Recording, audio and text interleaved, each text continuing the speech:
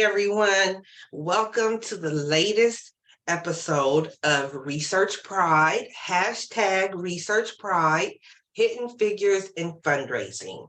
I'm Regina Alhassan, CEO of ResearchPRO, and today my guest is Steve Grimes. I am so honored and feel so privileged to have Steve as a guest as part of this conversation.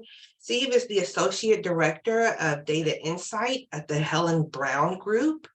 And if you're in this industry and have been in prospect research or prospect development for any length of time, for 5 years or more maybe, you know that Helen Brown of the Helen Brown Group is the one that founded the hashtag ResearchPride, #ResearchPride Month, and really led the initiative, the drive for our industry to have a visible way to really display our pride, talk about our pride and the impact of our work. So I'm really excited to have Steve here and want to share a little bit more about Steve because his background is awesome.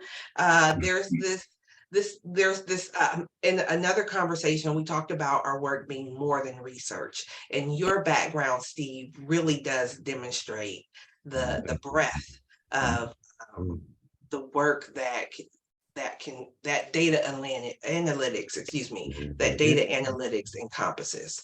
So Steve has been, before he was Associate Director of Data Insight at the Helen Brown Group, he was also the Assistant Director of the New York City Mayor's Office of Data Analytics, Director of Development Analytics and Strategy at JALC at Lincoln Center, and also spent time at the ACLU as the Prospect Research Analyst, working with principal gifts in the national office. Yeah. In a previous life, Steve also pursued academia as a doctoral fellow at Rutgers University, where his research focused on labor relations, intimacy, and visual sociology. He also taught courses on social inequity, social research, and the sociology of emotions. Steve currently sits on the board at the New York State Coalition Against Domestic Violence and NEDRA, and serves as a director of APRA Greater New York. Oh, used to. Yeah, used to. I got to change that part of my bio. It has spent time on various APRA committees, like many of us that are involved in industry leadership in our field. And he also is a co-host of a now defunct podcast on prospect research. Steve is a fan of nature, history, that's not surprising, and video games. Steve, it is I'm so excited to have you, be having this conversation with you. So welcome and thank you. I am grateful for your participation. Listen, man, it's an honor just to be doing what you're doing, man. Because like I see you out here working, I see you out here hustling. So like I appreciate you, just even the invitation. So I appreciate it. Thank you. Appreciate that. So let's dive in with what ResearchPride means to you. Yeah, I mean, I've never talked to Helen about this, but I'm sure if we had a conversation about it, she would say that like one of the big reasons why she went ahead and kind of like created this was because, for so long, prospect research just wasn't respected as a part of our fundraising operations. For good reason. The process of getting donations from other humans is a relationship-based sort of profession, right? So it's hard to move into something that is a little bit more define, parameterize, a little bit less about emotions and more about the logistics and operations of things, right? So it was a while, I know. I mean, when I got into the industry in 2006, we were struggling a lot in terms of justifying our existence as prospect researchers. So for me, you know, when I look at ResearchPRide and how Helen kind of, you know, championed this, was sort of like, we are here and we are here to essentially support in the same way as our colleagues are, and we have something to offer. We have a lot to offer, actually. I always like to kind of tout that we're, you know, if you put all of us in the room, all the fundraisers into the room, and anyone who supported them, we're the smartest people in the room, right? We have all the data, we have all the information, right? You know, we got everything, right? So, you know, we definitely have something to offer. So for me, it is an opportunity to kind of reflect on like my career and reflect on what we have done collectively as a community to get ourselves to this point where I feel we have turned a corner around sort of like our you know, how we're looked at in our respective departments, right? Where ResearchPRide is just a normal thing now. It's interesting to kind of have that, right? Where like at one point you didn't know whether or not this was going to happen and folks were going to get behind it, and here you are 10 years, how many years later, right? And everyone is like, yeah, ResearchPRide, and you're like, man, there was a day where that wasn't a thing. So, you know, peace, right? You know, it's good stuff. Yes. I love that you mentioned that, because lately I've been struggling with revealing that and discussing that, because there definitely has been a shift. Yeah. And I've been in major fundraising and philanthropy my entire career, so over 20 years at this point. And so I certainly came up in when it was during that time when it was under respected, undervalued, and there was a definite culture, you know, no one really said it, but there was a definite culture, a distinct hierarchy within the fundraising team. Yeah. Yeah.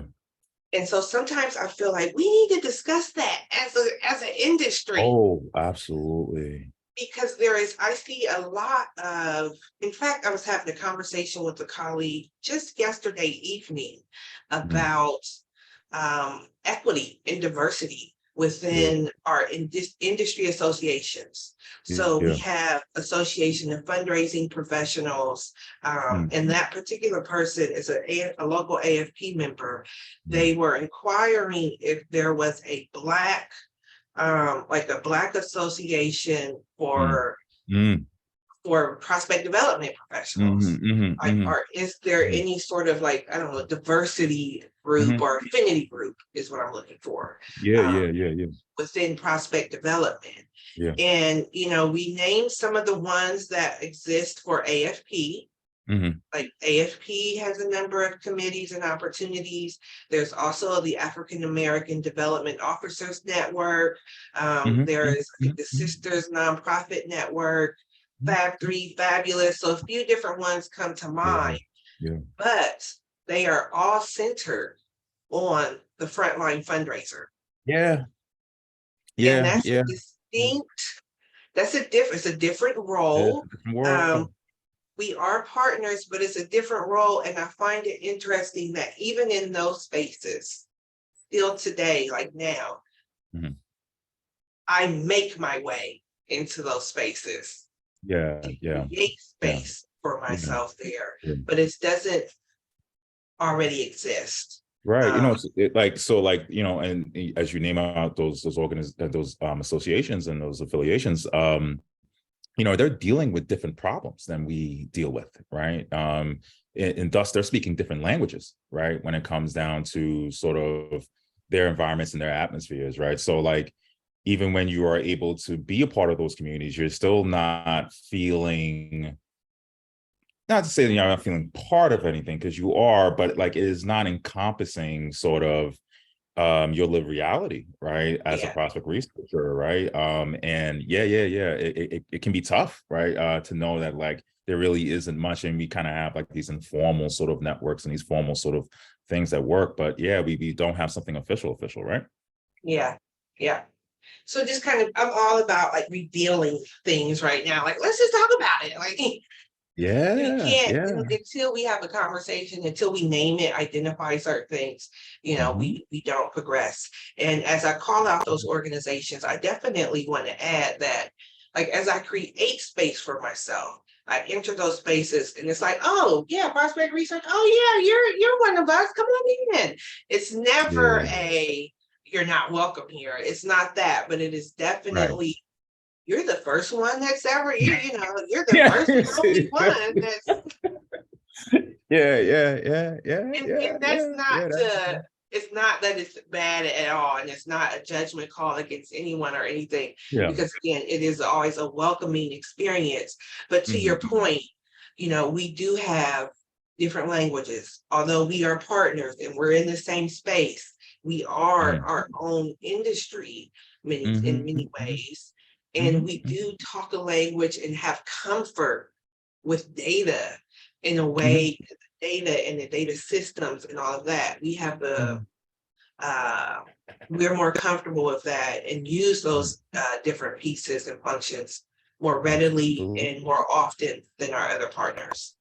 Absolutely. Absolutely. Absolutely. Like we just there is something to be said about like living in the data that now makes you see your operations and your workflows and your work streams differently, right? Yes. Just as with the frontline fundraisers would probably say, there's something about having continuous contact with your donors, with your prospects, that makes you see the work in a very different way, right? And a lot of our difficulty in terms of being able to show our value comes from sort of fundraisers speaking a different language from prospect researchers, even though we're working under the same sort of umbrella.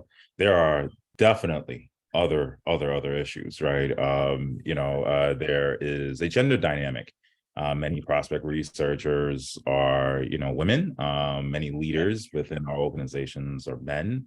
And let's not act as if like there had to be sort of like national education around sexual harassment in the workplace just as of 10 years ago, right? Yes. It was a Yes. different time, in the early 2000s and 90s. And hell, I started working in the 90s, so I don't even know what was happening in the 80s, right? Yep. So, and so you have those sort of power dynamics,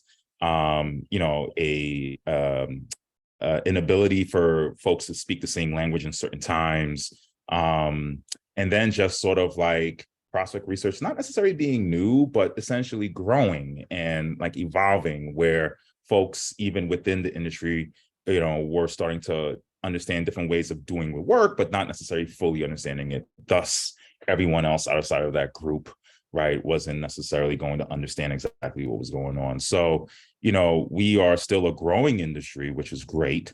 And we are starting to finally find our footing in terms of being established within our organization. So that's great. But there's some of the stuffs around just being human and getting along with other humans still is a thing.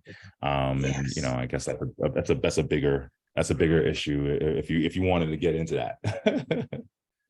Well, another conversation maybe, because I definitely do. Like I think there because it touches on inequities around. I think there's gender involved, there's race involved, there's Mm. also like wealth and like perceived wealth and like Yeah. wealth in the perception of the value of an individual. Yep. And Yep. yes, I Yep. think there is so much more there, and it's more than can we be friends? It's there are some other assumptions going on, there are some other power dynamics going on Yeah. that I believe like, no, we do have to talk about this. And Yeah. not Yeah. like from individual to individual, like you did this and well, Yeah. you did that. But no, this Hmm. is the industry, this is a culture thing Hmm. that's going on Hmm. within Hmm. philanthropy with a capital P.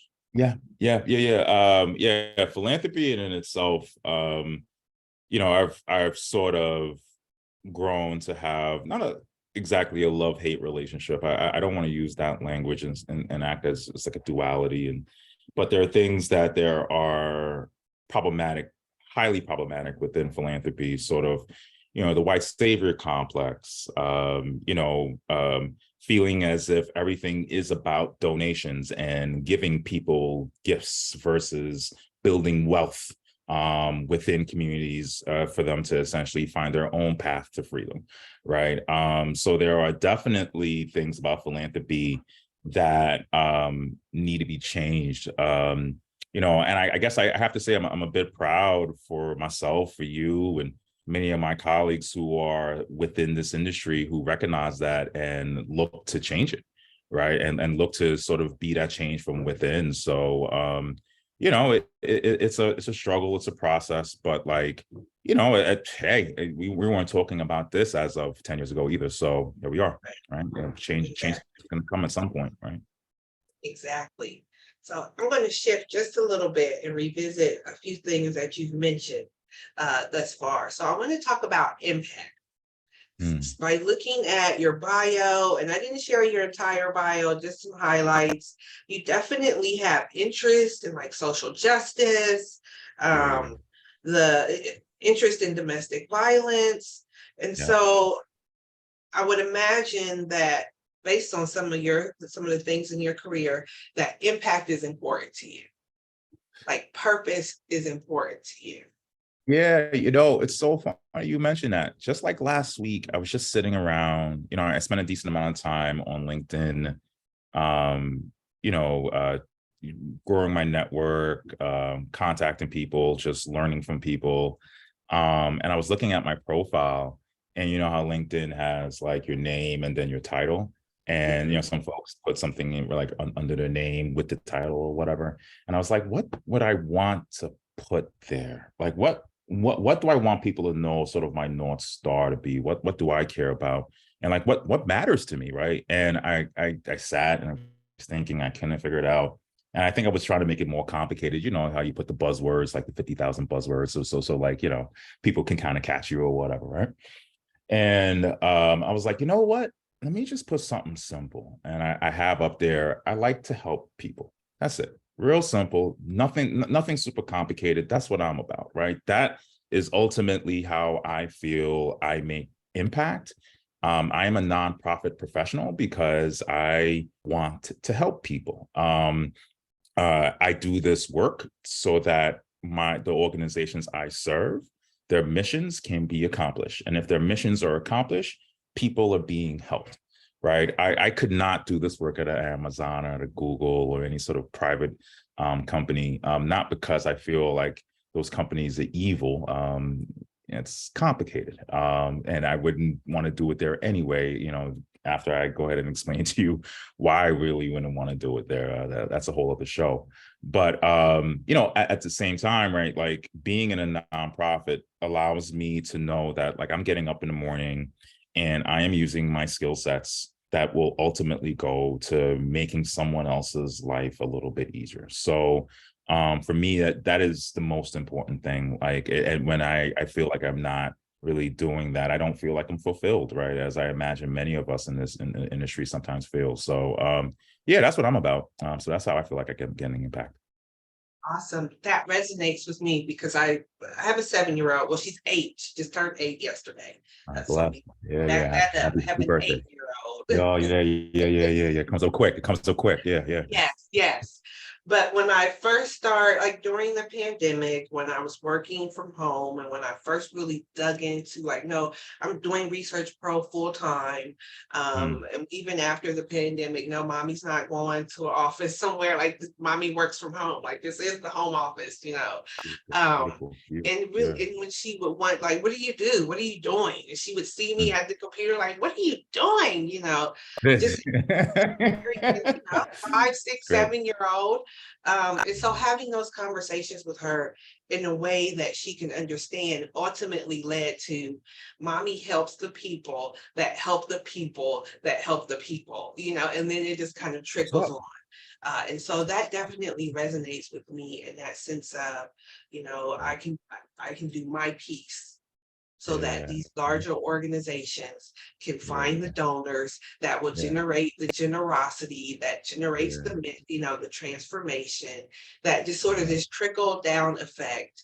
And I like knowing that there are different things in my city, different scholarships, different initiatives. There's a women's women's center, behavioral health center, in part because of my work. Yeah. Yeah. And so when we talk about impact as prospect development professionals, I like to call out our number.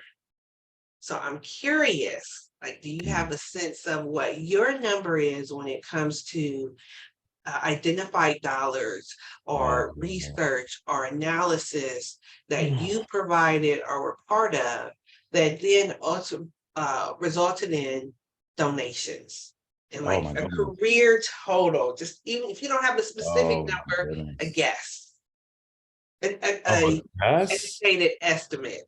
Whoa. So Regina, I have not ever quantified my work like this. And I feel you. There's a ton of benefit, right? To be able to quantify your work that way because you're speaking a language that everyone kind of speaks in some sort of way, right? Yes. And that is something I think I have actively avoided. And I have liked to talk about sort of my impact and what I've done by saying I'm sharing energies, right? Like I'm giving you vibes, right? I'm giving you words, I'm giving you guidance, I'm giving you help to move on to the next thing. And I've always just sort of quantified it that way, which isn't really a quantification. It's sort of loosey goosey. But I mean, I've worked in St. John's at this point, put in a lot of work in St. John's, put in a decent amount of work over at ACLU. So same thing with Jazz and Lincoln Center and now with Helen. And I've been doing that now for how many years? Gosh, it has to be millions, right? It has to be. I know I have been integral in what it means to, prioritize a portfolio, make sure that I'm providing enough information on a profile so that the gift officer understands how to like have a proper conversation with the donor. Removing individuals who are not appropriate for a particular initiative and moving them into another initiative because that is where their interests are, right? That is a question, Regina, because like it truly does sort of kind of allow me to think and go, yeah, that is a decent amount of impact. Those actions did lead to gifts. Those actions did lead to resources being spent on people who needed it. And I gotta say it's in the millions. I don't know if it's in the tens of millions. It has to be also because it was at the ACLU at the time. The gifts were coming through crazy because of at the time when I had joined the Trump administration that just came into the White House. So that was a wild time. Same thing at St. John's, same thing at Jazz at Lincoln Center. So yeah, maybe tens of the millions. I don't know, man. Listen, man. As long as people got the vibes, as long as people got the vibes. So you see, I'm comfortable with vibes. As long as people got the Mhm, vibes, I'm good. mhm. Yes. And within our industry, I think as a whole, I mean, I don't like to speak in generalization. Yeah, However, it's very common um, for me to meet other professionals in this industry that are very comfortable with the vibes. Like, no, yeah, I'm vibes. I can talk about yeah, vibes. I can talk yeah, about partnership. yeah, I can yeah, talk about thought yeah, partnership, but I yeah, don't want to talk about the dollars. yeah, yeah, yeah, And so yeah. part of this series is to force us to talk about the dollars Yeah, because that is real. That is bottom line. That is real. And also because within our industry, it's also common for us to talk about pay inequity.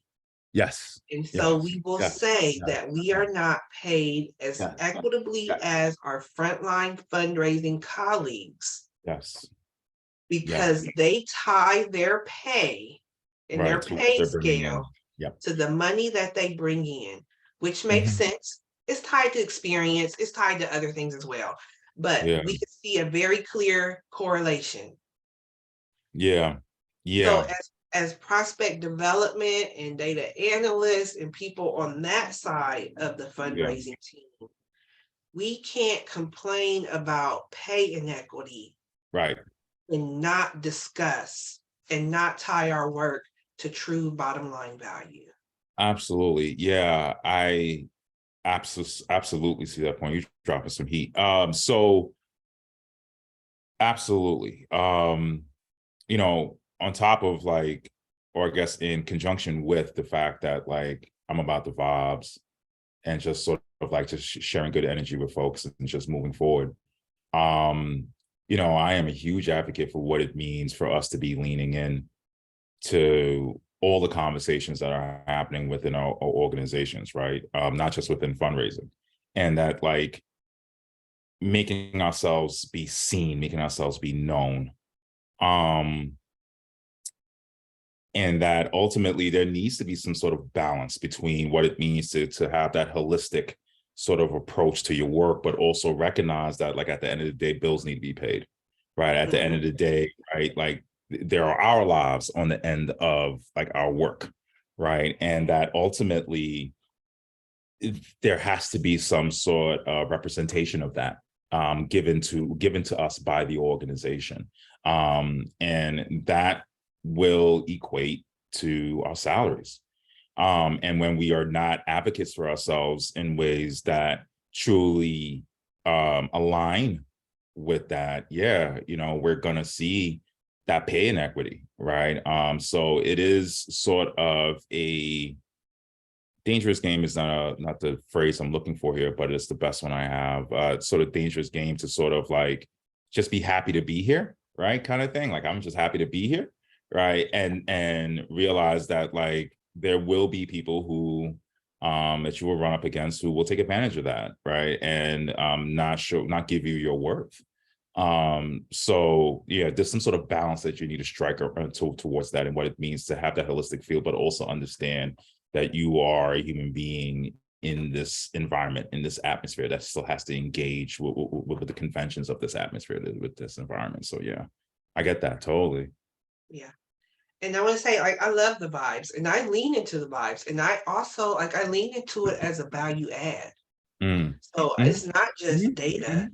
It's not just data, which most people avoid. You know, it's Mm. very, I hear fundraisers say numbers make me sweat often. Yeah, It's a common sentiment, yeah, but it's not just the data side. It is also, hey, I'm the data geek that you love. I'm the yeah, fun geek. You know, I'm yeah, the nerd that you want to hang out with.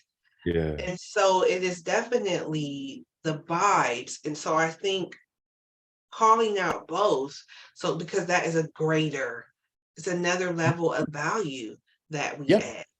And yeah. there is this misperception, it's not a total misperception. But there is this idea that the researchers, the data people are awkward. It's hard to talk to them, you Mm. know, Mm. they're whatever. They live off in the dark part of the Yeah, office, you yeah, know. yeah, yeah, yeah, yeah, yeah. And I think that there's an opportunity for us to push past that Oh, idea. absolutely.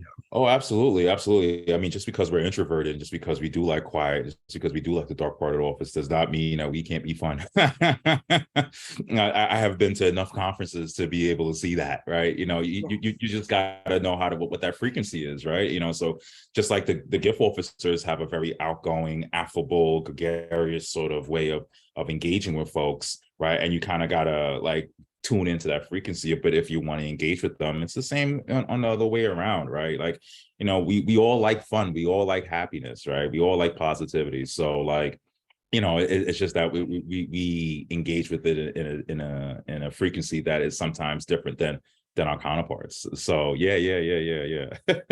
I'm not a big fan of that perception also, because it is not true.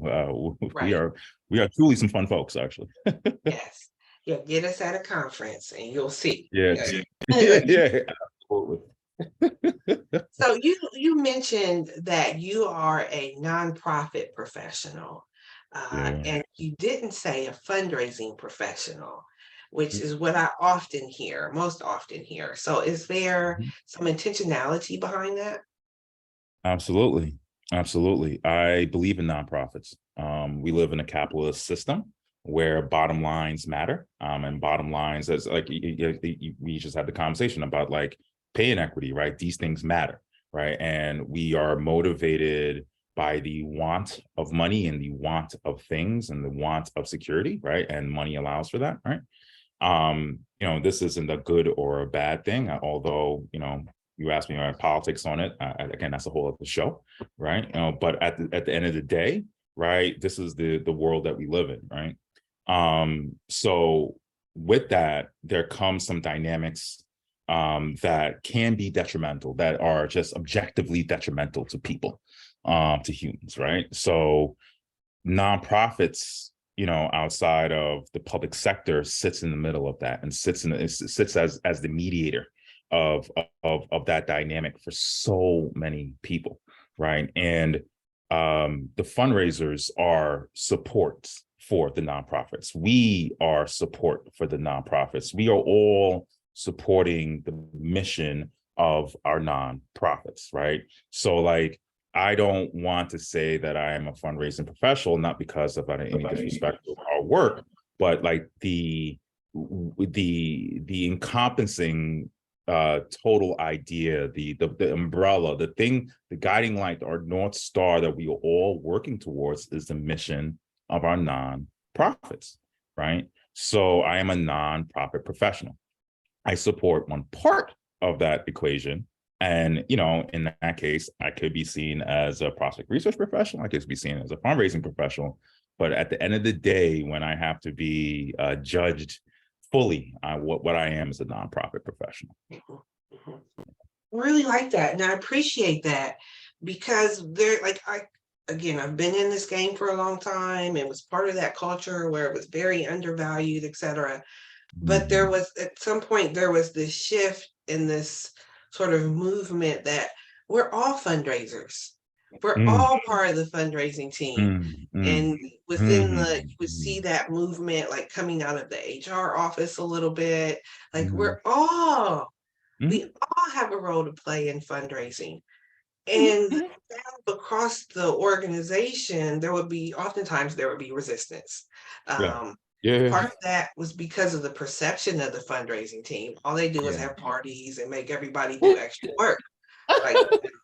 But so there wasn't this real connection of, yes, I'm part of the fundraising team. I'm a fundraiser too. Yay. That never really caught on. But I think the idea of a larger nonprofit professional, like you said, it's more encompassing. It feels more welcoming. So like Regina, and like, what's key here is like, look, human beings, we are a mess, right? Like, don't ever anybody tell you otherwise, right? We are, walking on a rock, hurtling through space, hoping for the best, right? And because of that, we are a mess, right? Yes. So when you start to get into an environment where, like any environment, any sort of atmosphere where it is very boundaried, and you're trying to keep those boundaries intact from the stuff on the outside, right? Like things start to happen. You start to see the world in a different way. You're essentially putting a politics onto yourself to essentially have a filter to see your world, right? So things either immediately become good and bad, and so on and so on and so on and so forth. And this is not to say that like all missions for all nonprofits are, are problematic, or like, you can't really believe them. But like, if you believe in the mission, and if you are in an organization where you believe in the mission, you're more than just a fundraiser for that organization. You are a person who is within that organization moving it along, right? So like, if you are getting caught up in what it just means to be a fundraiser, sometimes you are going to lose sight of that mission. Right? How many times have you been in an organization or been part of a team, and they're making decisions that are absolutely opposite to what what the mission is asking us to do, right? But because it works for the fundraising operations, or it works for the fundraising workflows, we're going to just make that decision. And then you look at it and you go, but what about the mission? What are we doing here, right? So I have kind of bumped into that numerous times throughout my career. for better or for worse. So I've kind of just landed on like, no, I'm a nonprofit professional. I am here to serve the mission. I don't know what y'all are trying to do. And I hope that y'all are trying to also be part of this mission. But ultimately, my North Star is the mission.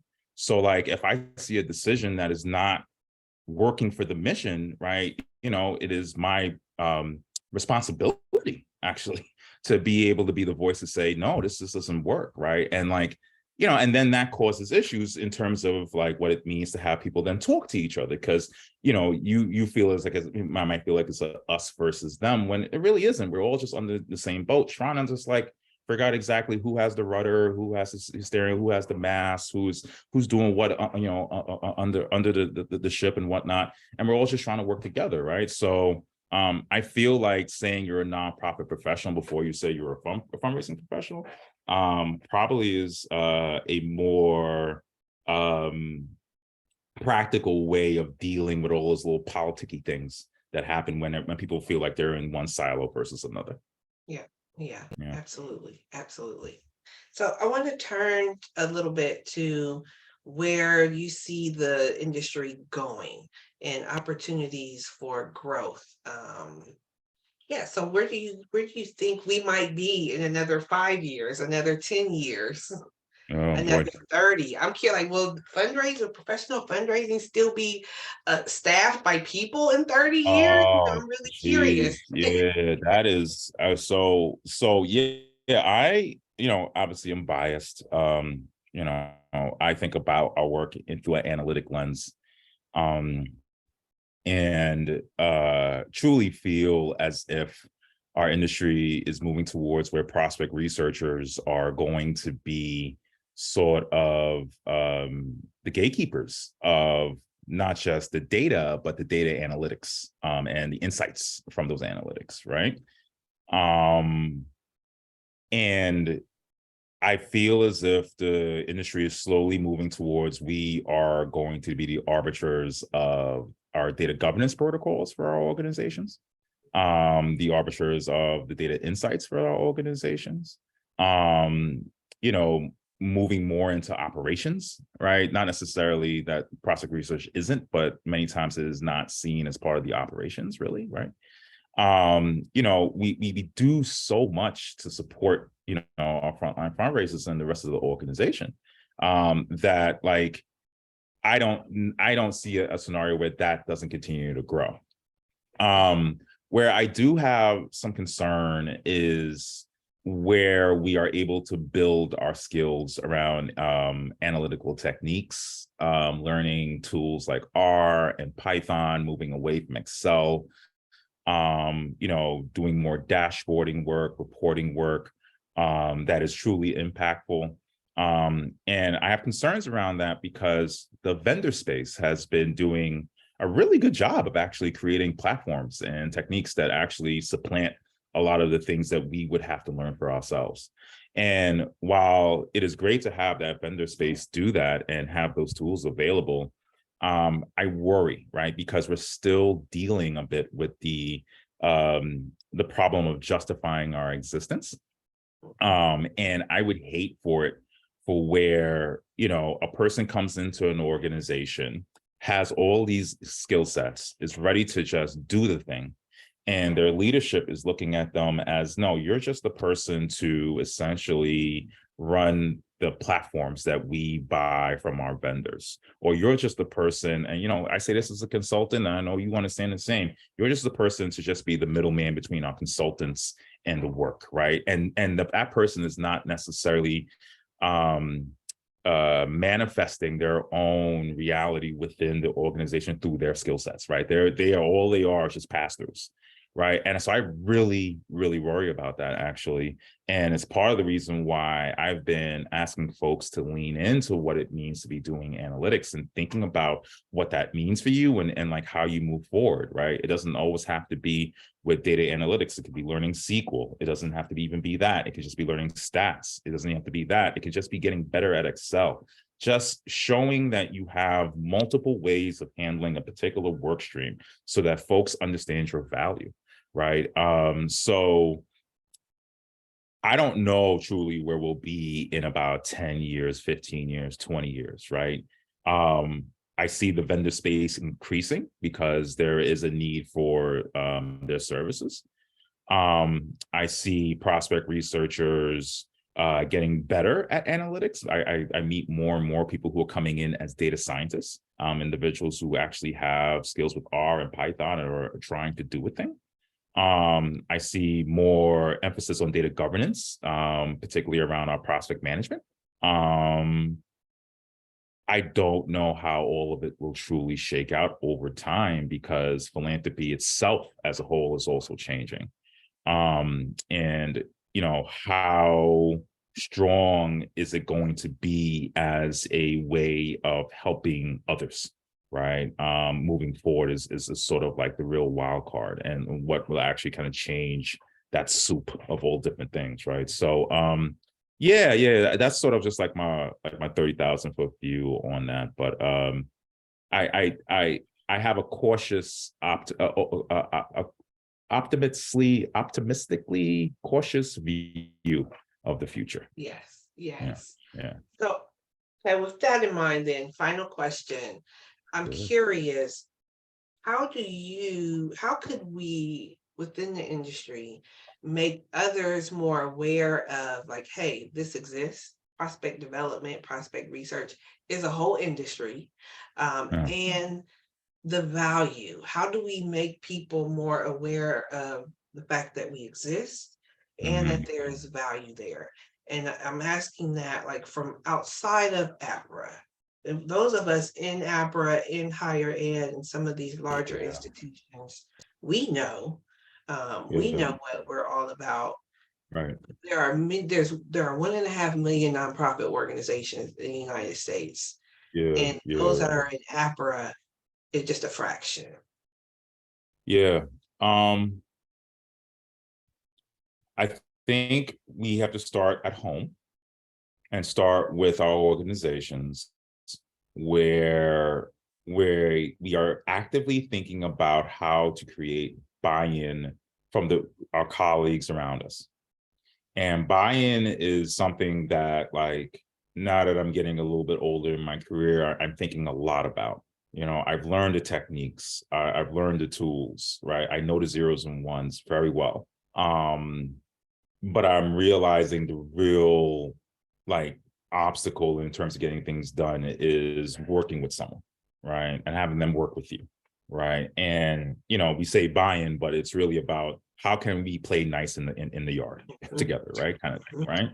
And I will say that I think it starts in our organizations. Like, what are we doing within our organizations to show that we are ready to play nice, and that when you're ready to play, we have so many things that we can do for you, right? That allows you to start where you are, start with the people around you, because not everybody's going to stay in the organizations for a lifetime. Some do, but others move on, right? And they can move on to another organization going, I had a great prospect researcher who, continually did X, Y, Z, and showed me their value as it relates to, this, that, and the other, right? And, like, I feel now in this new organization now that I'm in, we need to establish that. I've been preached the gospel, and I am a believer now, right? So, like, start where you are. But I will say that, like, there was a point in time when I was extremely introverted in the way that I engage with my colleagues, right? I just kind of did my work. I didn't really want to put myself out there.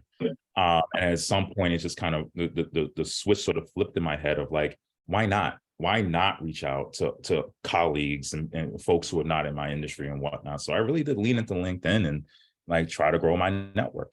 And what I found is when I was doing that was that I was able to learn so much more about my work and this industry and just life overall when I just was talking to random people.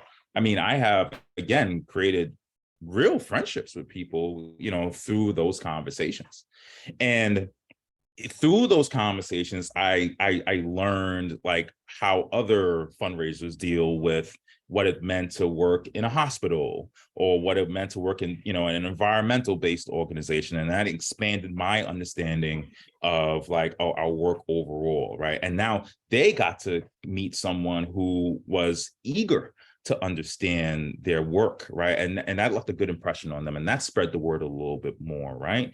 I think there is just like real power in what it means to just talk to the other humans that you're on this rock with, right? Because like you're stuck here, so you might as well, right? Yes. So, you know, and there's this, so there's power in what it means to like, and an energy in what it means to just like connect with other human beings about like what you're interested in with this work, and asking them questions also about their work, and like sharing ideas, right? And doing that with as many people as you can, right?